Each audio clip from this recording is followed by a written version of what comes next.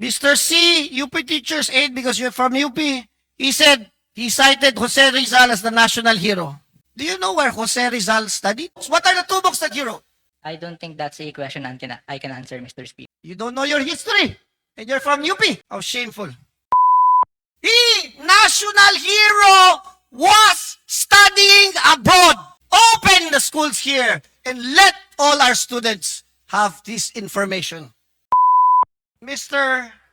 The statements of our UP students, Rodenias, Alo, their statement is that this will take away the Philippine history and Philippine subjects. Mr. BSM Head School Martin, do you have any Filipino national subjects that you're teaching in BSM for our Filipino students who study there? Mr. Chair, as per our Republic Act that defines us, our curriculum is UK-based, certainly through primary, an adapted form of the curriculum, but we're very proud that the adaptations that we add are very specifically connected to Filipino history and culture. And I can share, for example, that in our primary years, we do have very specific structures, including basic Tagalog, Filipino, agriculture, dance, music, food, language, traditions, and culture throughout our primary phase. In our senior phase, we engage in intercultural learning, particularly with our local service community and beyond within Filipino culture and history. So this is for both Filipino and international students that are there. For all students, Mr. So Chair. you're debunking what they're saying, that the nationalism is gone when we have foreign 100% ownership schools here in the Philippines. Is that right? I'm not sure if that debunks it completely, Mr. Chair, but we are very pleased to be guests within the Philippines and extend our learning to all of our students, whether they be Filipino or international. Very good. Thank you for that. So what I'm saying is nationalism is really dependent on the person. Okay? Mr. Jose C., UP teachers, are you still here?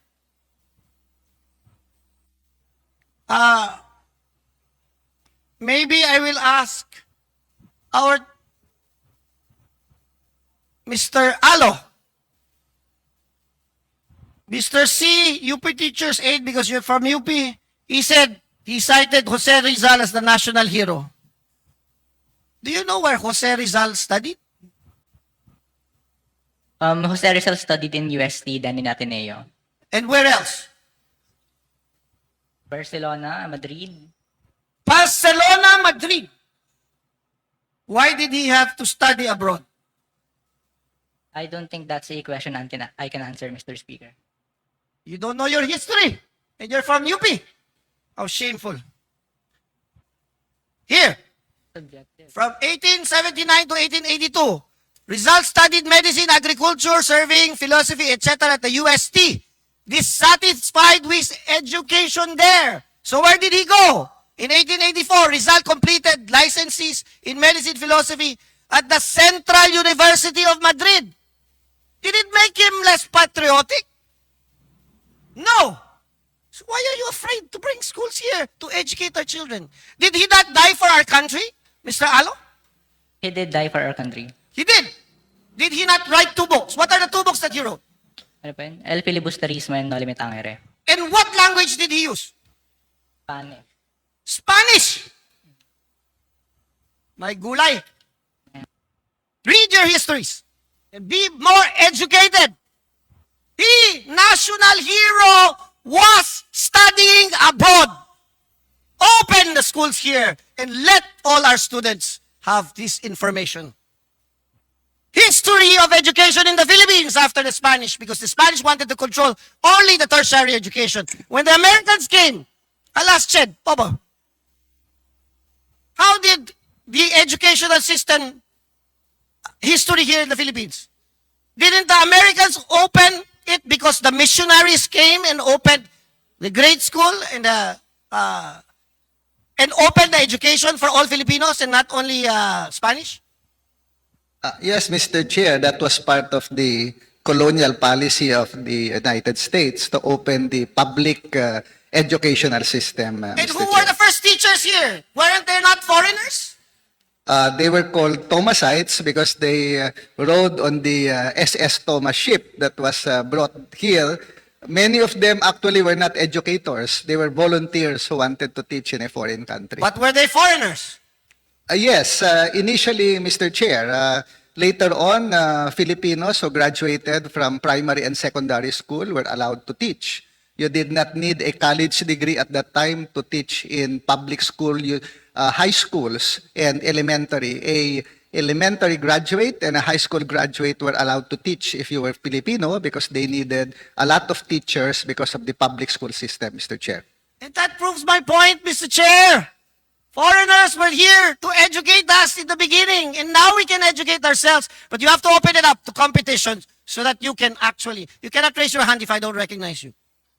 So, Mr. Chair, nationalism is good, but you don't have the monopoly of love of country. We all do. We love this country, just like Jose Rizal, who died, but was educated abroad. I myself, I will not compare myself to Rizal, but graduated at UCLA and went to Harvard for some executive courses. But I do love my country and I am nationalistic. And I will lay my life, like Jose Rizal, to protect the nationalism of our country. But please, educate our children. They should be educated in the best schools that the Philippines can have. Whether international or local universities should set up here, as long as they are the best institutions to educate our children. I myself am ashamed. Why? My daughter, who is 18, is graduating in Brent. Why? Because we have one of the best educational systems so that if they apply in the Ivy League schools abroad, in Oxford University, in Harvard, Stanford, and the likes, she has at least a chance of going to the best institutions in the world, learning from them like I did in UCLA, coming back to the Philippines and educating everyone here, especially in the laws that uplift the poverty and the poor people of the Philippines. So I dare you, open the educational system in the Philippines to competition to make sure our children can be educated by the best minds in the world. Thank you, Mr. Chair. Umani naman ito ng iba't ibang reaksyon mula sa ating mga netizens. Ayon kay Willie Fuentes, agree with you Mr. Congressman. Competition brings down the best of products and services, same is true with education. Pahayag naman ni Albano source, tama, dalhin ang Harvard University sa Pilipinas, at mga the best school around the globe to educate the next Filipino generation. At ito naman ang saloobin mula sa ating kababayan na Saiken Matsoy, ang pinag-uusapan dito is basic education. Basic education should not be influenced by foreigner culture. Mga kababayan, feel free to comment below para maglabas ng saloobin sa balitang ito.